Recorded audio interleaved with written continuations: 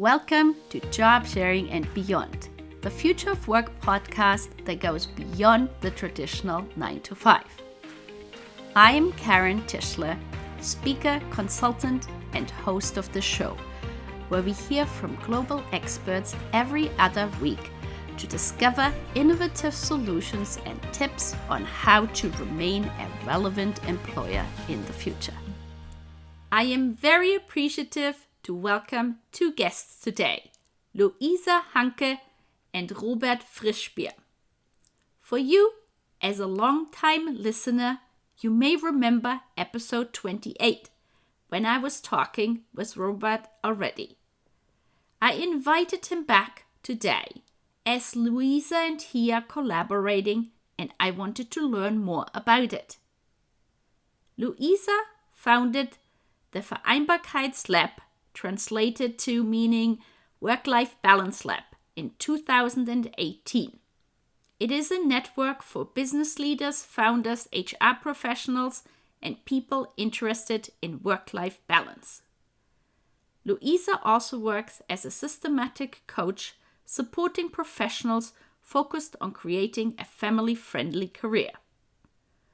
Robert worked in the automotive industry for about 12 years after receiving his diploma in business administration, while being responsible for the quality management and inside sales. Robert learned how difficult it was for a young parent to balance work and life in a very traditional industry. That's why he left the industry and focused on supporting all kinds of companies becoming employee friendly. Together with his wife, Robert founded Zwei Paar Schultern, which means two pairs of shoulders, and describes their own lifestyle best. Beside his work as a consultant and trainer, Robert works as an auditor for the renowned Bertelsmann Foundation, certifying companies as family-friendly employers.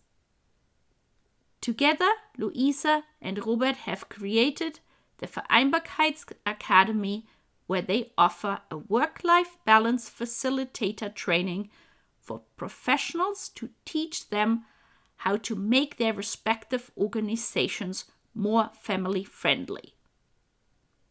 The first part of my conversation will be with Luisa. Then Robert joins us for the second part. If you have not heard his previous episode on the show, I will be sure to put it in the show notes. But now, without further ado, let's get started. Hello, Luisa. Welcome to the show. Hello, Karin. Thank you very much for having me. We have listeners from all over the world, and so could you share with them where you're calling in from and any local food or site that is in your area that you could mention to them, please? Yes, well, I'm calling in from Berlin, and I cannot talk so much or recommend so much about food places at the time because they're mostly closed, but I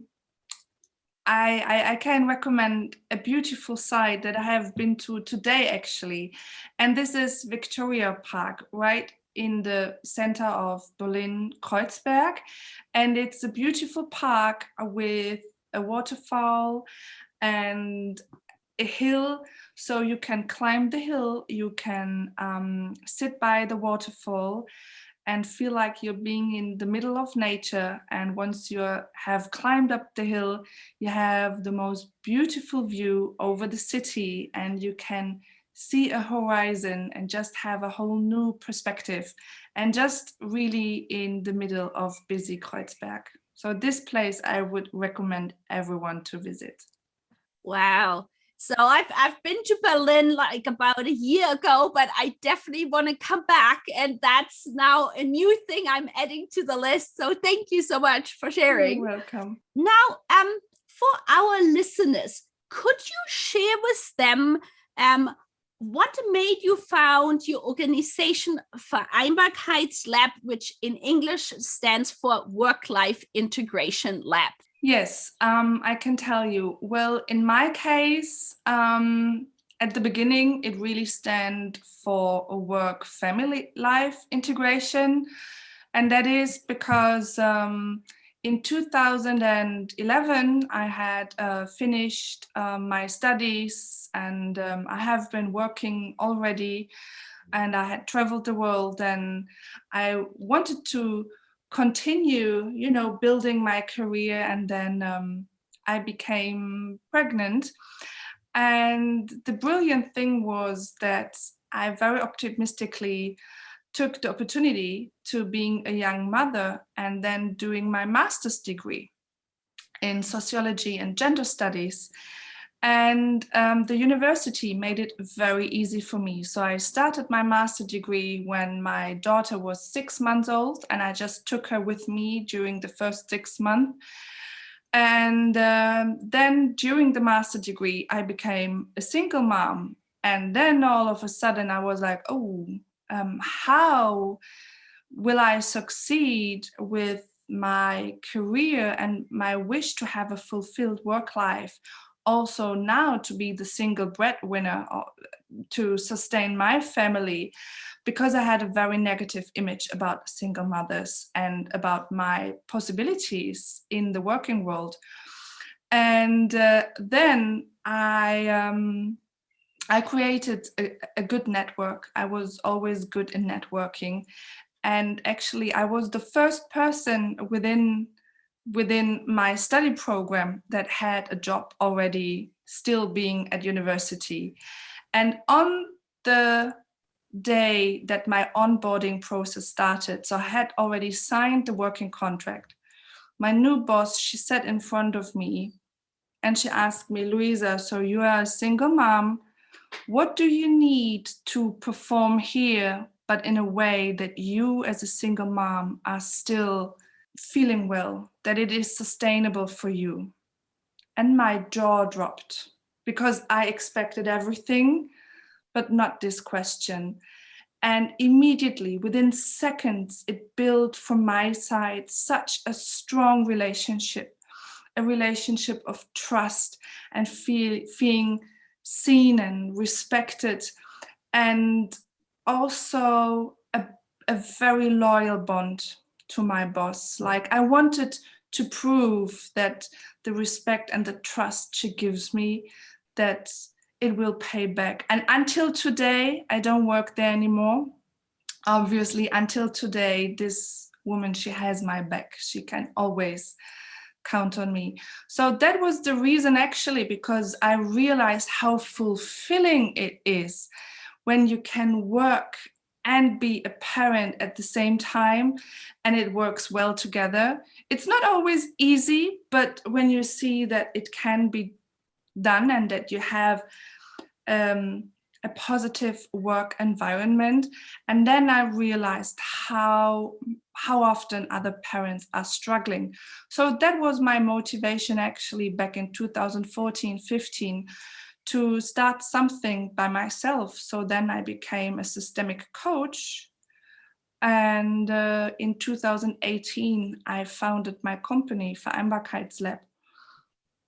But that's the story behind. Well, thank you so much for sharing. And that sounds like such a wonderful start in a new job. It's just amazing. What I'm curious about, it sort of builds up on that. So when, say, somebody is going back to paid work, and what would you say should they potentially be looking for? Like maybe 3 tips.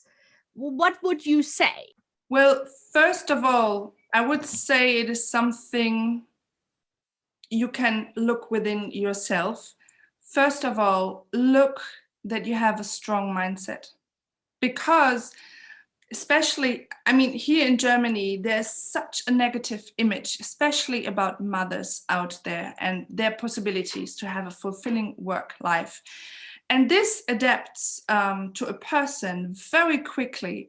I have clients I work with, and they come from different countries, such as France or Holland, where the whole issue of work-family life integration is very different. And mothers, after 3 months, it's normal that they go back to full-time work. And I have clients that are coming to Germany from these countries, and just after a couple of months, they're like, no, I cannot imagine to start work again before my child is 1 year old, and I have such a negative image about myself. So check your mindset, check the thoughts that you have about yourself, about your possibilities. Check how many of these thoughts you have adopted from someone else, and how this makes you feel and how this makes you act. So many women tell me, oh, you know what, I stayed in parental leave much longer than I originally wanted just because I was fearful.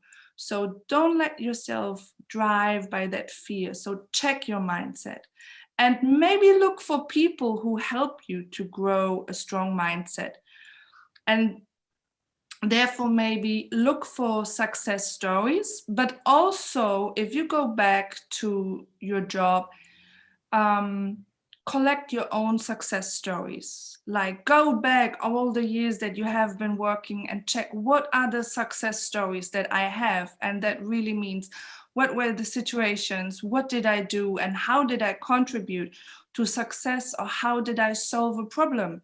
And this is something I do these exercises with my clients a lot, and it makes them grow from within, and it gives them the self-esteem that they need to go back to work and also tell the employer, look, this is what I'm bringing to the table. I know my value, but also I know which goals I want to achieve with you. So this is like, be a little bit service-oriented, have your self-esteem and learn to be service-oriented, you know, and bring to the company what you can bring best. And the third is grow your network. This is something you can do perfectly when you're at home with your child, and it is fun. And especially for those who complain that, well, since my child is born, I feel the only thing I'm talking about is the baby's diapers. Well, use your network, and there you have people that you can talk about professional issues with. So, and also like, check your chances on the market, you know, grow your network. And maybe once you realize, you go back to your old company and maybe it does not fit your values anymore, or it does not fit the needs that you have with your family life, or just because you realize you have outgrown the company, you want something else. Use your network to enter the hidden job market, which just gives so many more job opportunities. This would be my 3 things to reflect on, to focus on when you want to go back to a job.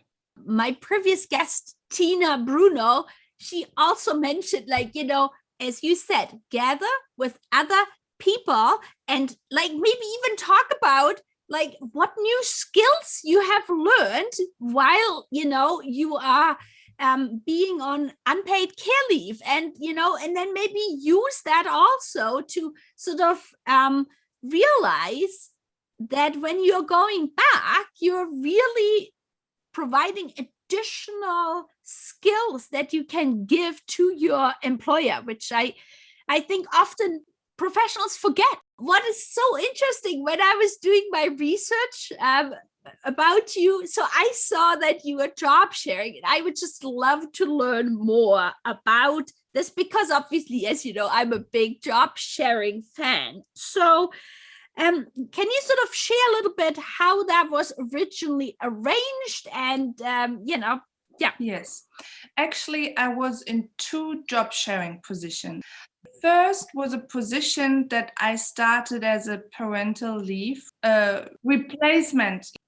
So there was a mother who had a full-time position and she went to parental leave. And since I was also being self-employed, I only wanted to have a part-time position. So I shared this position with another woman. Once the woman who was in parental leave came back, our boss decided that he needs extra workforce. So he kept us in, and it was 3 of us sharing 1 position. Wow. So it was an 80-hour, like 200% position then. shared by 3 people. That was the first situation. And the second situation, it was a couple of years after, since I had experience then with job sharing. I have been in an interview, and while I was in the job interview, the head of HR department made a reference to another candidate, and we had qualifications that that on the one hand matched each other, but on the other hand also completed each other. So he asked me the questions, well, between whom should I decide? Like, you really complete each other. And also I said, I only want to have a part-time job because I am self-employed. And the other person also. So then my logical answer was, look, if we complete each other, you should consider of doing a job sharing. And I simply suggested, and he liked the idea. And in the end, it was the 2 of us. Wow, that's amazing. So I have a few more questions to this. So like when you suggested that, had the manager heard about job sharing before? Did he know what it was included? Like, because I feel people who are listening, sometimes what I'm experiencing is that people are hesitant to implement or start job sharing in an organization because they're like, oh, it's quite complicated and we have to think about so many different aspects. So I'm just curious, had there been job sharing before in that organization, and how did they adjust to it? Yes. No, they did not have the experience of a shared position beforehand. It was also a very small company. At the time, they had 30 employees, and it was a very spontaneous decision. And it was also a decision, I made the suggestion, and he kind of passed this idea on to the other candidate, and the other candidate liked the idea too. And I think the manager, he saw 2 very qualified women who were ambitious and open to work together. So that was a spontaneous decision. And also I have to say that in both cases, the job sharing has not been, how can I call it, facilitated. It has not been moderated. It has not been prepared. And in one case, it turned out to work very well. And in the other case, I would say there was a lot of room for improvement. What I'm curious about, like, I've never heard with 3 people. How do you decide who works when, and how do you communicate between 3 people? And then from the 3 people to the the wider world, sort of the other employees or the manager, how did you do that? We were very efficient, actually. First of all, that was in the time where it was common to still be in the office. And we had one office that we shared. So we were actually sitting next to each other, which helped. And then we had one person who had a full-time position, who was in charge of most of the information with the head of the department.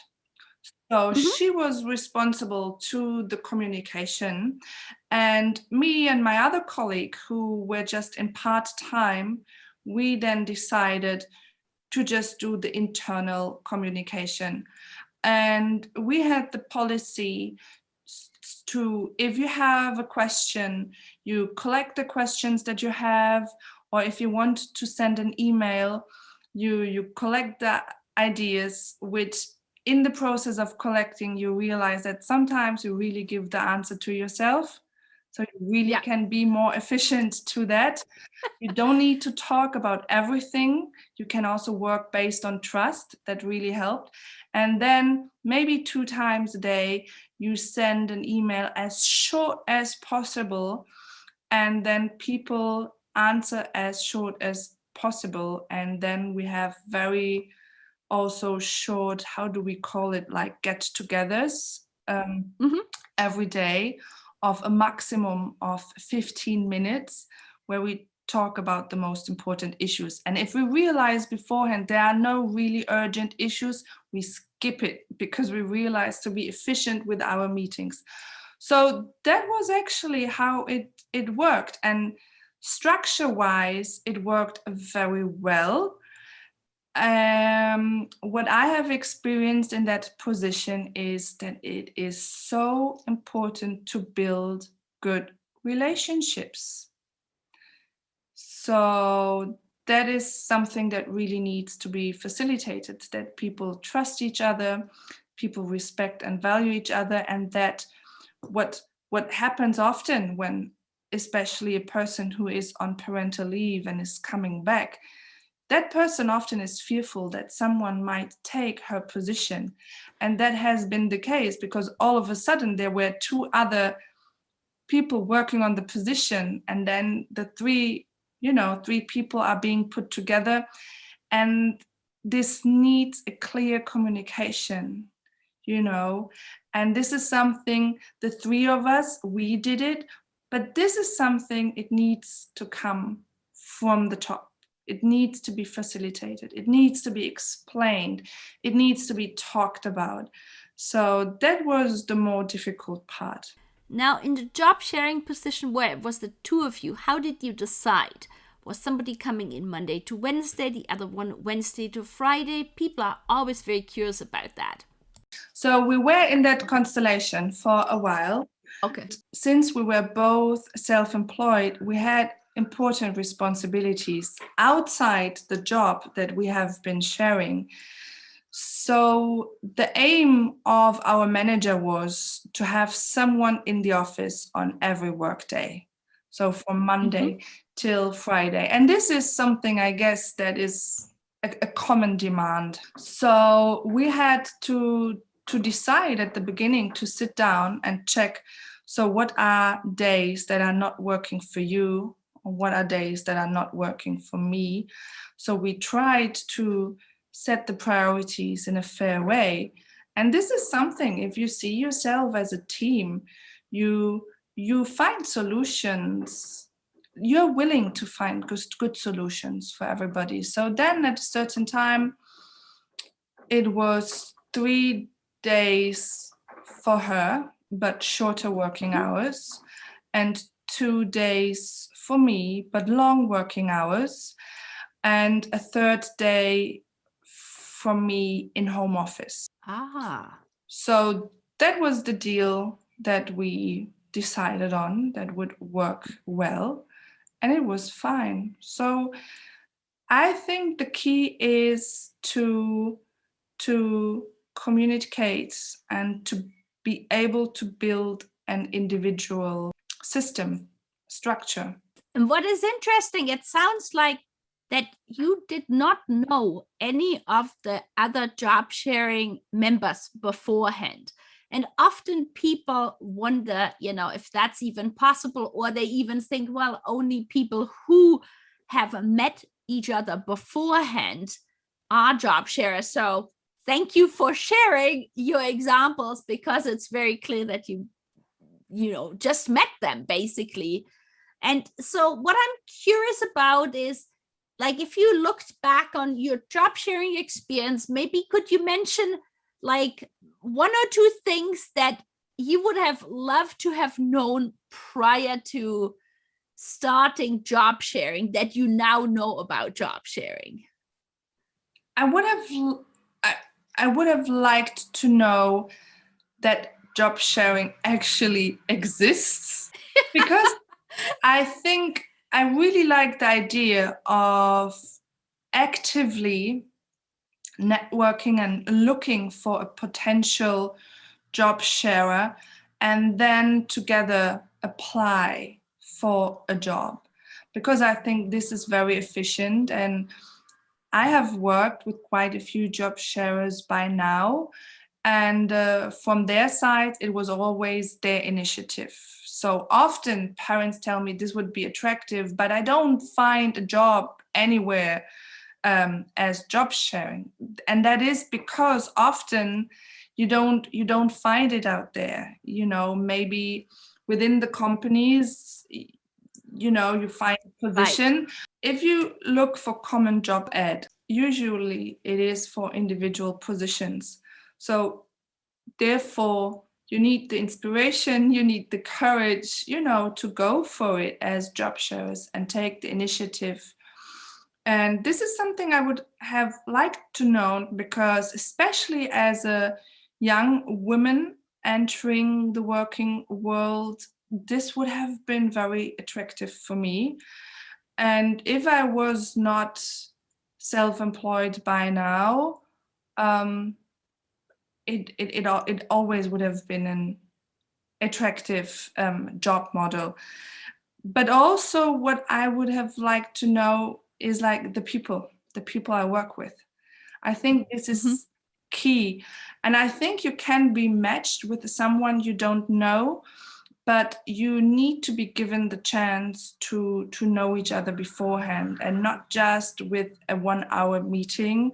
But I think you really should get to know each other and understand if you have common values regarding work, how your skills would complete each other, maybe how your strengths would complete each other,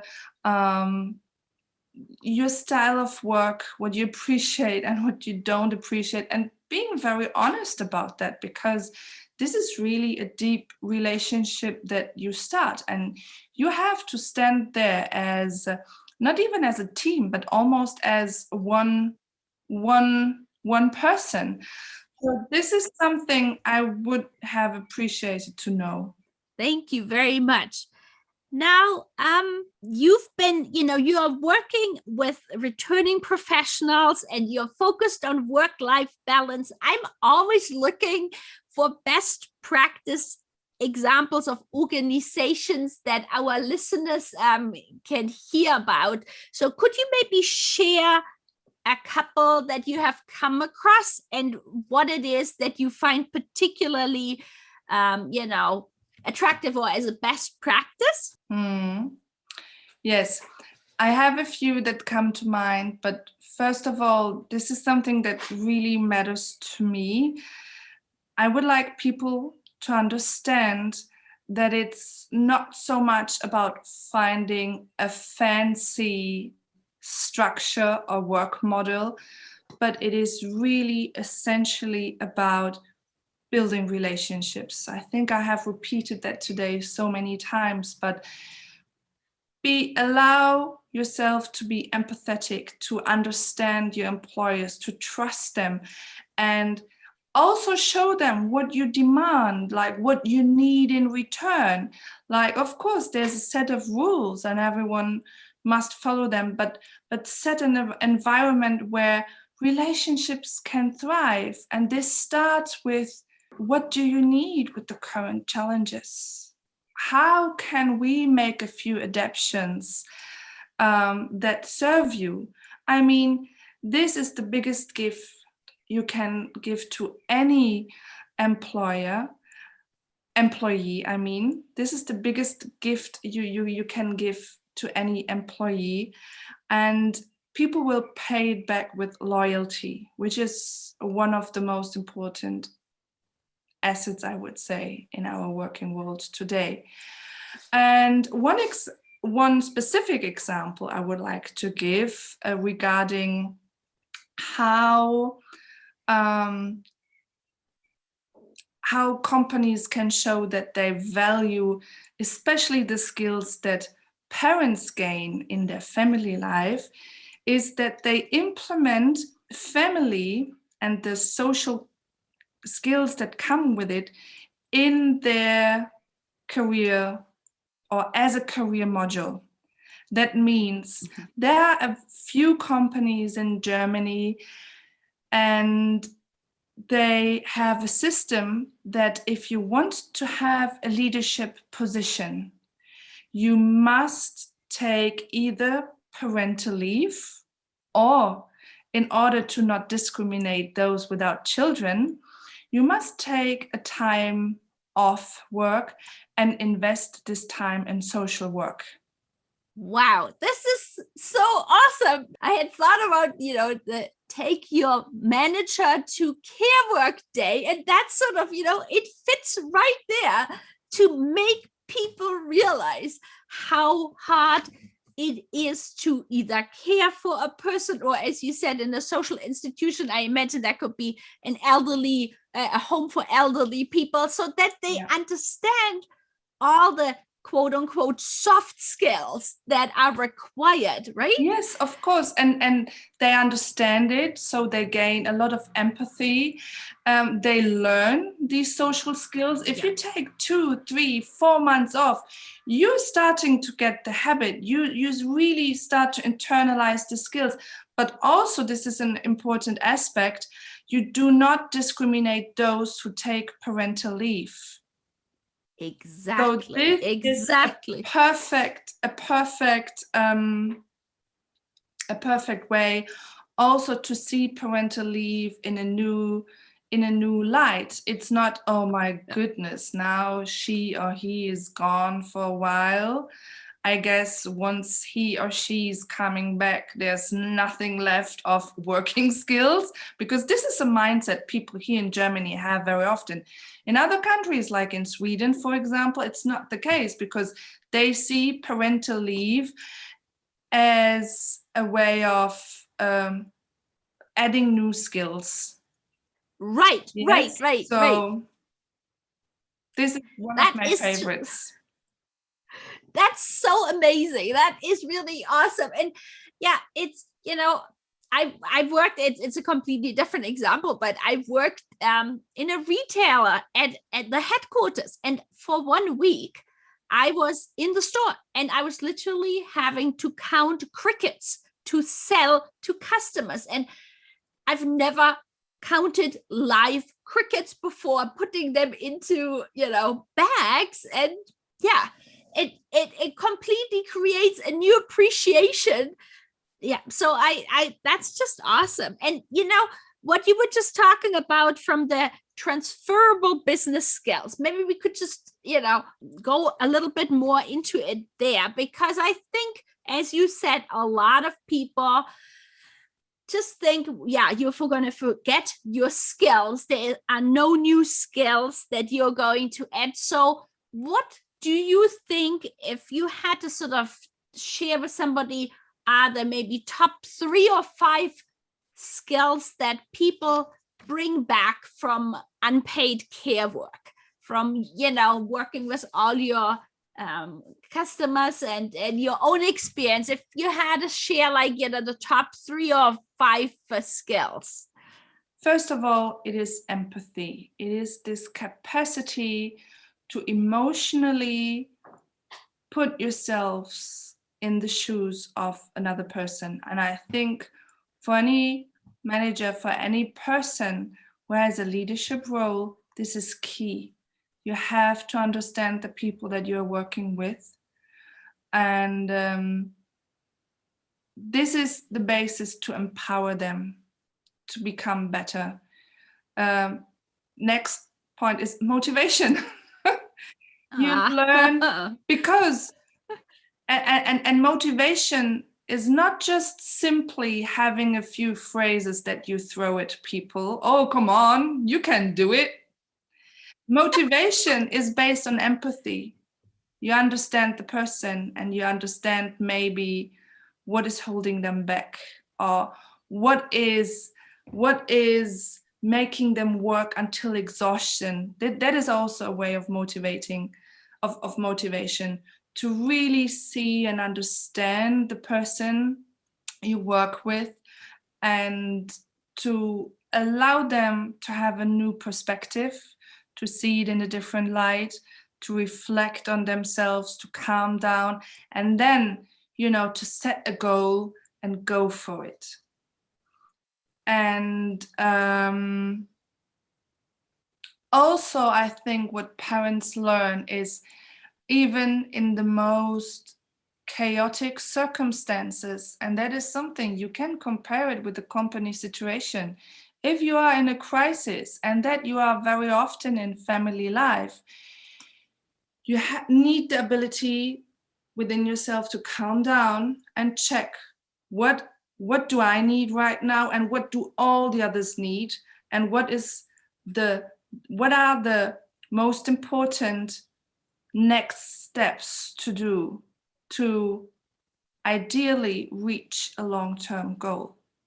So even in a very complicated situation, you have the capacity to somehow calm yourself down and to take the lead in a direction that seems best for everyone. And I think this is a very important leadership skill, but do it in an empathetic way. Empathetic, but determined. You know what is best in the situation. And what you learn is you definitely learn to reflect yourself. So with children, obviously, you learn what triggers you. And ideally, you ask yourself, why? Why does that trigger me? And I think as an employee, or most importantly, as a person, when you have a leadership position, you have to know what triggers you. You have to know why the behavior, why the working style, why the way of communication by someone is triggering you. And therefore, you are able to take more wise decisions, decisions that are not based on your ego because you're feeling hurt by the person, but decisions that serve the company, decisions that serve the team. And also you are able to, let's say, leave your ego behind and communicate with the person to see a way or to moderate a way to change. You are able to have tough conversations as a parent. And with that, I don't mean to dictate, but to really find solutions. Thank you so much, Luisa. Now, we've talked about so many different things. Is there anything that you would like to talk about that you feel we haven't addressed yet and our listeners should know about that? We have mentioned it shortly, but I guess this is a point that I would like to stress more towards the end, because in the German context, if we talk about work-life integration, and it might be similar in many other countries, we still often think it is a women's issue, as it is with gender equality, as it is with diversity that goes beyond gender equality.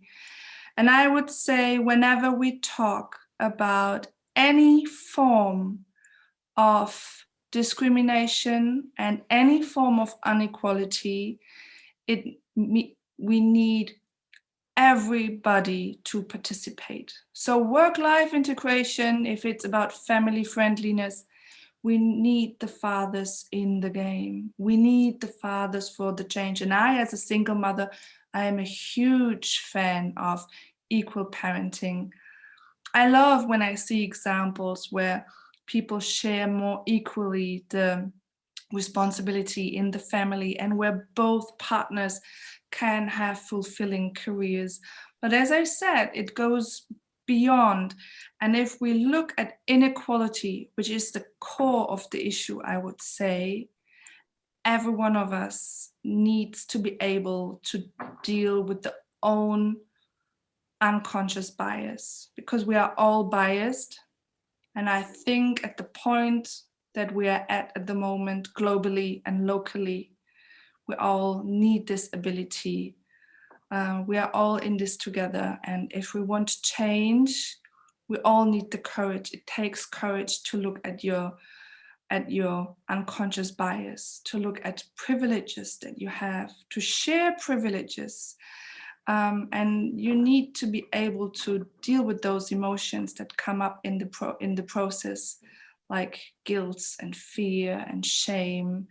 And this is something I would really like to address. So for work-family life integration, we need mothers and fathers.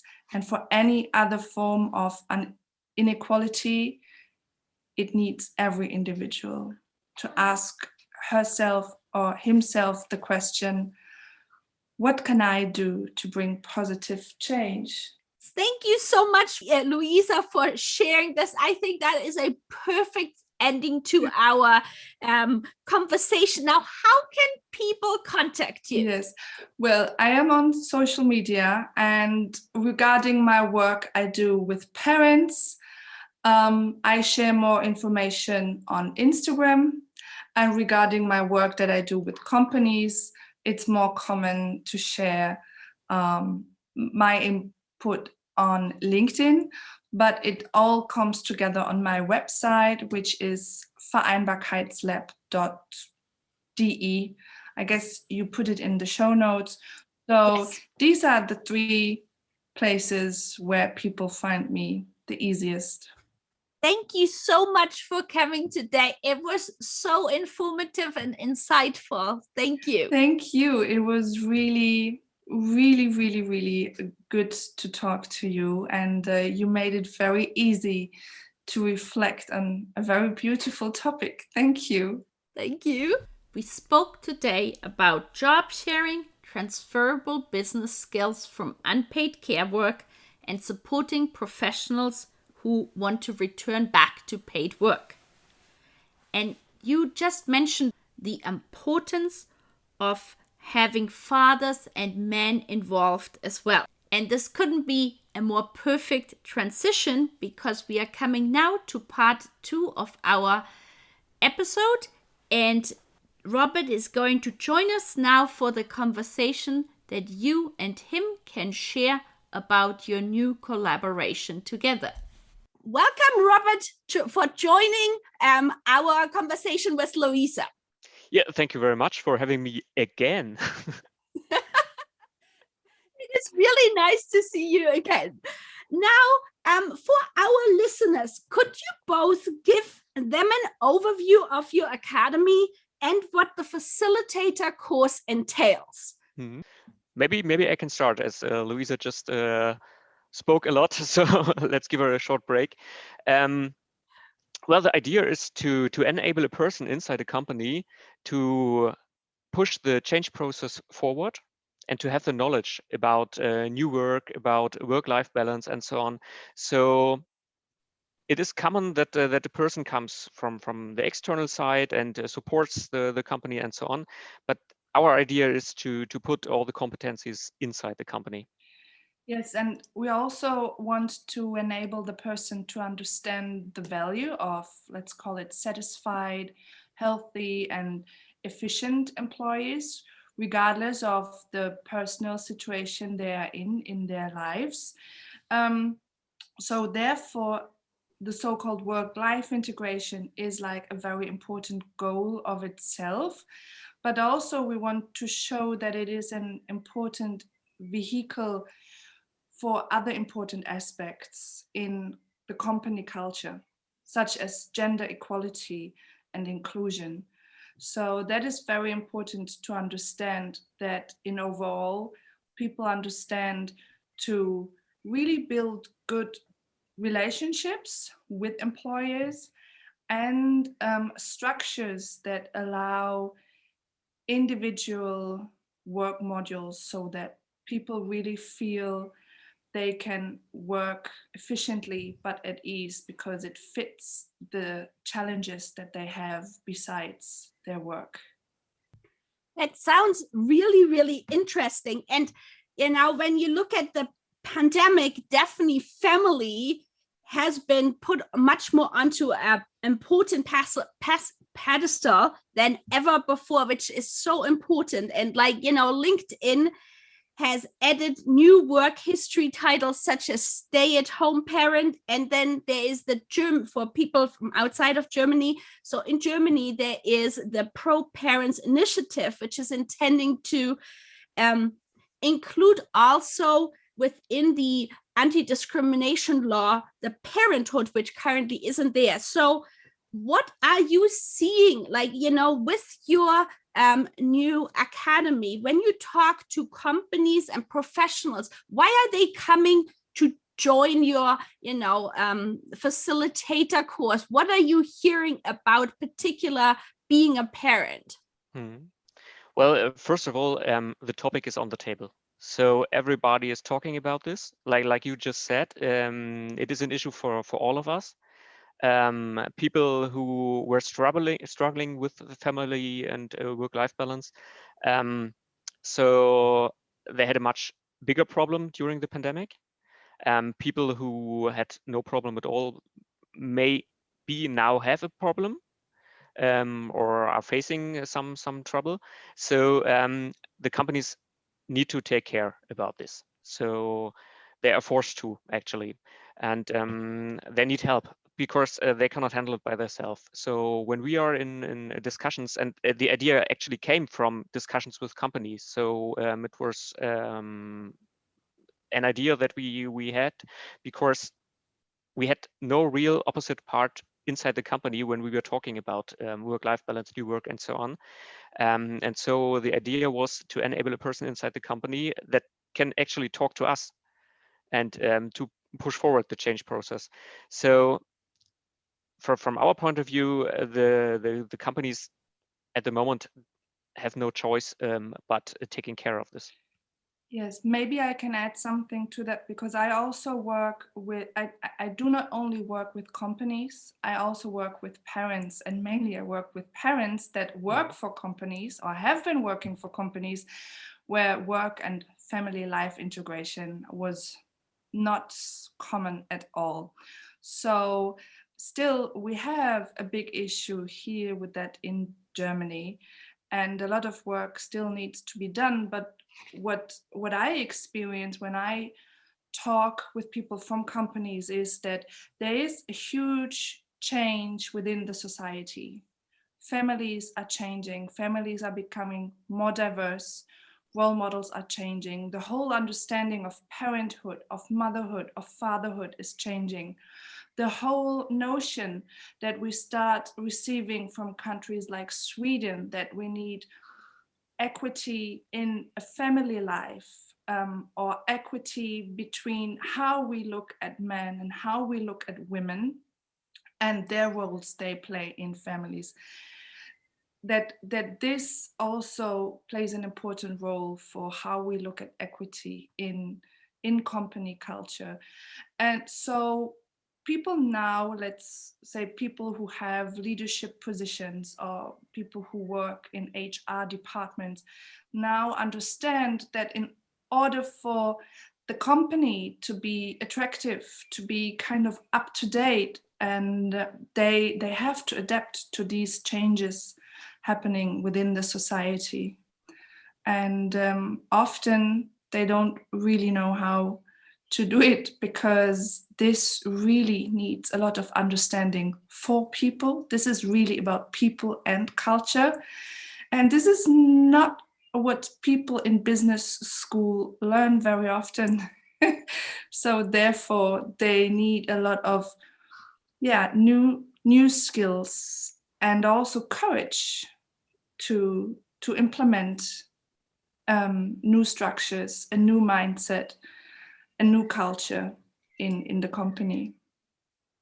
And so could you maybe share a little bit for people who, especially who might be outside of Germany and have not sort of heard of a facilitator course for work-life balance? Can you give us a few details what exactly you are teaching and what, and how they're taking it back to their company? Are there then follow-ups, or how does that work exactly? Well, we clustered the whole topic into 8 modules. So we said, okay, we've let's find 8 topics that we will teach. And first of all, we give a main idea. What is this, what we are talking about? What is in German Vereinbarkeit? Because most of the people, they think, okay, it's about parents. So I'm out. I have no children. I'm out. So, but this is not the whole concert. This is much more. It is parents. It is people who have to take care of someone. So it is the people who are starting their job life. It is people who are ending their job life, who are retiring, and there's much in between. There are many persons in between, and so we want to put the spot on the whole workforce. And this is the main idea. And then we enable the persons to talk about this topic. So to find a good way of communication inside the company to talk about this topic. Then to make it somehow measurable, because it is important to have figures and numbers in the end, because it is an investment. It is a lot of money to have such a change process. Yeah, you need to show that it is working in the end. The people are more motivated. You have an increase of the sick leave level, and so on. So there are a lot of numbers you can measure, and to show in the end, okay, it is working. So all the money that you are investing, if you invest $1, in the end you will get $1.40 out of it in best case. So and we show the way how this works. And then we put a look at new work, because new work is an important tool, or yeah, it's much more than a tool. But we are looking at the new working world, and yeah, you want to add something, Luisa? We also we have a module about leadership culture, because, you know, as a company, you can call yourself, let's say, family friendly or open to remote work and time flexibility, which, regardless of the challenges people have in their private life, this is a must-have for most of the people. Within the different generations that we have in the workforce, most people today want to have the possibility for home office, for remote work, and for time flexibility. And a company can have these structures and claim these values that are behind, but then it is very important that people who have leadership positions, that they know how to enable this, that they know how to build good teams and pass that information on to their teams, and allow them to really have like individualized work structures. So therefore we have one module just on leadership. And also we have one module which is very important on communication, because this is something that Robert actually often says, that you have to identify what the actual problem is. Is the problem that there's a specific offer the company should do, such as financial help with childcare, let's say, or more flexible work hours, or no meetings after 3 p.m. Yes. So is there like an offer, a specific structure that is not existing yet? Or is it existing, but it's not being communicated adequately, so that employees just don't know that they have these options? And this is a service you, as, let's say, someone from HR department, you have to know how to implement a good communication structure, so that all the information land with the right people. Yeah. It's really, really interesting. And now, where do you sort of envision, like there's so much emotion, and you are, you know, really helping with it. So where do you see, say, in 5 or 10 years, like, you know, family work life integration within, say, the German market? Do you have any idea? What are you seeing? Like also flexible work, what you mentioned. What's your impression? Let's say my hope is that the facilitator in 5 years is not necessary anymore, because it is totally common for the companies to support their employees. It would be worse for our project, but it would be great for the society. So there are, of course, some changes during Corona, during the pandemic. But now the people are tired. They have no ideas how the daily business could look like after Corona, and they have some of them have gotten the wrong ideas of let's say how home office, for example, could look like, because now many people, I hear from many people that they say, okay, in their home office it is so stressful, it is so loud, the children are home and so on, I don't want to work in the home office anymore. What I do, I say to them, okay, this is not home office, what you are expecting right now. This is pandemic. So, and you have to work at home. You are forced to work at home, but this is not home office. So please think about home office when all the kindergartens are open, when the schools are working as they should, the sport activities can happen, and so on. And then think of your day-by-day business. How could it look like in such an environment, and not as it is right now? So yeah, I hope that we will get a good vision of the time after Corona. Yeah, I would say remote work and time flexibility is really key, and I hope that in 5 to 10 years that this is like well implemented in our society. But I want to go a step back to something that should be normal already, which goes hand in hand with the parental discrimination. And this is that 25%, especially of women who go to parental leave, they don't receive their job or a position that is somehow equal to their qualifications when they return. That is an extremely high number. And this is something, it should be standard, like family life or any other challenge that comes up your way.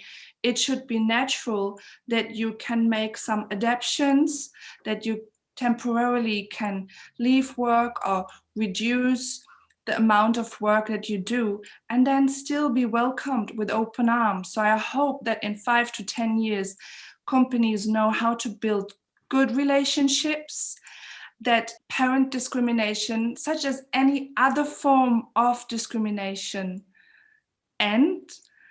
And now I gave a number for mothers, but almost 80% of fathers wish to have more time for their families. So I hope that in 10 years, we somehow were able to find a way to validate more part-time work and to give fathers the opportunity to use it as well, and to not only give the opportunity, but to appreciate part-time work, to also enable people to even qualify further within a part-time work model.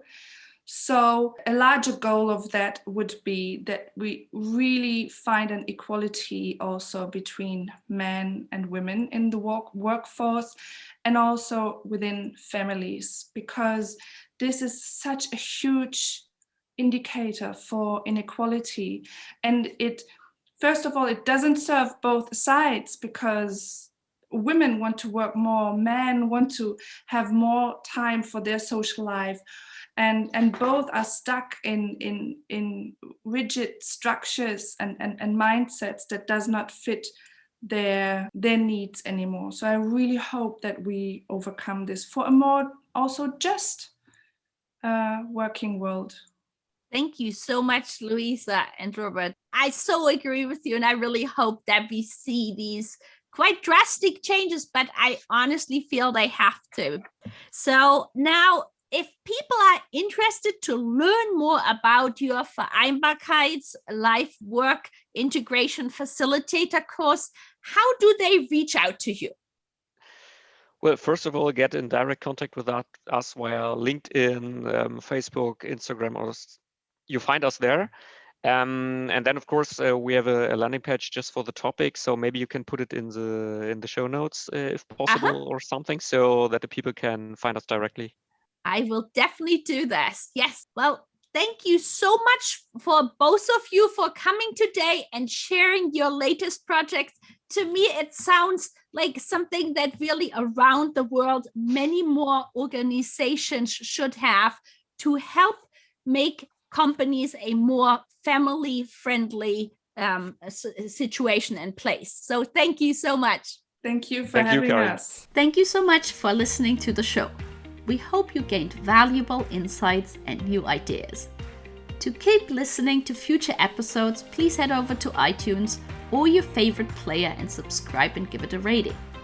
We would very much appreciate a review and for you to share it on social media, so more people can start innovating in how they offer employment.